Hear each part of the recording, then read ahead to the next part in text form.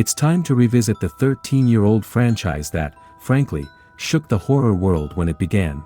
Disclaimer. It's a recently released movie, so I have taken video clips from trailer only and some old stuff to explain the movie. I will make another video when I get the original print. Hope you will enjoy it. 9 years after Dalton and Josh return from the further, things are foggy for Josh. He can't keep up with his memories, he's failing to be there for his children, and now his mother has passed away too. Josh and Renai are divorced after a long time of Renai having to lie to her children and hiding things from Josh, and Dalton is estranged from his father. With Lorraine's death, things spiral further for Josh, and Renai suggests he drive Dalton to college for some bonding time. At first, he says he can't, but he realizes he wants to remind Dalton that he's a good father. Josh meets Carl at the funeral and feels like he knows the man. At the art school dorms, Josh confesses to Dalton that he's been feeling a little off. Dalton thinks his dad must get some help for what he's feeling, but Josh brushes it off, saying he's dealing with it himself. While talking, things escalate rather quickly, and Josh keeps reminding Dalton that at least he's got a father, unlike Josh himself. Dalton is tired of Josh's excuses and tells him that he needs to stop using something that happened 40 years ago as an excuse for his estrangement from their family. They have a huge fight, and Josh walks out crying while Dalton stays in the room. Josh leaves for home and doesn't look back until he leaves a voice message for him, saying he will get himself checked. Meanwhile, Chris, Dalton's roommate, who is a woman, tries to get to know Dalton better before she moves rooms. Her small talk is about finding out if there's something weird about Dalton. He tells her that when he was 10, he was in a coma, but he doesn't remember anything about that whole year. Great way to start a friendship. Now, on the first day of class, Dalton's teacher makes her class tear up their best work and then reach out to memory or thought that is deeply nested in them. As she counts down to 10, Dalton has a euphoric thought and begins to draw viciously on his canvas. As he's about to finish drawing what looks like a door, a clawed hand appears, crushing his hand on the canvas and making it bleed right at the center of the door. In the meantime, Josh gets an MRI scan to figure out if there's anything physiologically wrong with him. But the drawing has unlocked the door, and frightening things happen to Josh while he's getting the scan. This prompts the doctor to ask Josh if there are any cases of mental illness in his family, but Josh says he doesn't know of any such things. Chris takes Dalton to a frat party that he really doesn't want to go to, but in the end, he ends up going.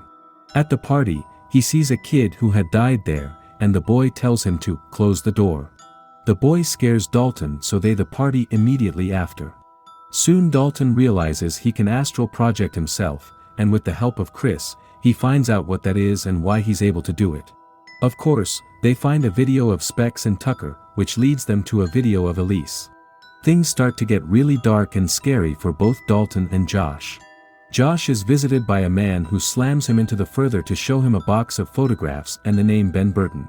Ben Burton is Josh's dad, and he was supposed to have been treated for schizophrenia.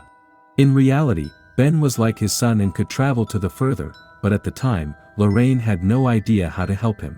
Ultimately, Ben took his own life by jumping off the roof of the hospital building he was a patient at. The box of photos that Josh got also had a message for his mom from Ben, which said something along the lines of he would end it all. Unfortunately, as we know already, dying will not end things, and Josh was fatherless for no reason. It all boils down to the one awful night at the old house when Dalton was 10. Dalton reaches out to Foster to tell him everything about the coma. Foster tells him he should speak to their mother, but he remembers something about a basement. Renai has been lying to Foster that his night terrors are not real and that his father never tried to kill them all. Finally, the word basement jogs a memory in Dalton's brain, and he finishes his painting, teary-eyed and angry. It's his father he's been painting in front of the door with a hammer. On one side, it's Josh, whereas, on the other, it's a demon-looking thing. Chris almost dies at the hands of the lipstick demon when Dalton tries to understand what the frat boy is trying to tell him. Josh visits Renai to figure out things about his father. He feels like he's abandoned his family and wonders if something has gone wrong in the past 10 years. That maybe he does, in fact, have a mental illness. Finally, Renai tells him all about that night when he tried to kill the whole family, and because she couldn't deal with the lying and hiding, she ended up divorcing Josh. At the same time, Dalton wants to know the truth about the further, so he visits the basement. He sees young Josh attacking young Dalton. Grown-up Dalton tries to tackle his father down, but he ends up in the lipstick demon's lair, where he gets choked by the bride in black. He sits up and sees the whole thing play out for him from when he was 10. It's like little puppets set up by the lipstick demon just for Dalton. When he wakes up, though, it's not Dalton but the lipstick demon that has returned. Earlier, Dalton had sent a photo of his painting to Foster at the same time, and there was only one way Josh and Renai could save their son again. Send Josh back into the further. While Josh is trying to find Dalton in the further, the lipstick demon has taken over Dalton's physical body and is trying to kill Chris. Fortunately, Josh finds Dalton in time and raises the hammer to break Dalton's chains. Dalton thinks he's trying to kill him and yells at his dad to stop. But breaking the chain brings the demon back to the further and saves Chris. The dad-son duo runs outside to find their way back to the real world. The lipstick demon follows them, but Josh is able to close the door ahead of him. Josh can't hold the door shut by himself, so he asks Dalton to help him. Dalton thinks it's impossible to keep the door shut, but ultimately Josh tells Dalton to go back so that he can end things for real like his father had said, even if that means staying in the further forever. Dalton gets back to the real world, warding off all the souls trying to get to his body. He begins to paint over the door in his painting in black. The demon tries to make a crack in the door and get Josh, but Dalton is fast enough, and Josh is saved, leaving the door covered in black and the demon gone for good. Before going back home, Josh meets his father, and they smile at each other knowingly. His father then becomes a beacon that joins the light Josh has been using in the further to save Dalton. Even 10 years ago, meaning that his father has always been with him. Josh finally gets back to the real world. Dalton gives them a call, hoping to see that his dad is okay. Ultimately, Josh and Dalton both know that they need to remember the hard things to move on from them. Until you face your fear and pain, you're not going to be able to get over them.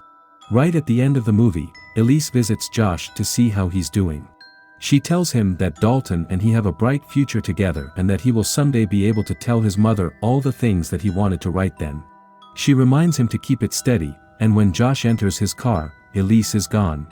Finally, Josh visits Dalton at school, where Dalton is hanging up a painting of his dad saving him from the further.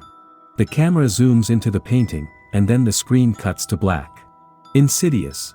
The red door ends with Dalton and Josh having mended their relationship but with the opportunity for more to come. Elisa's words specifically leave many doors open. Thank you for joining us on this journey.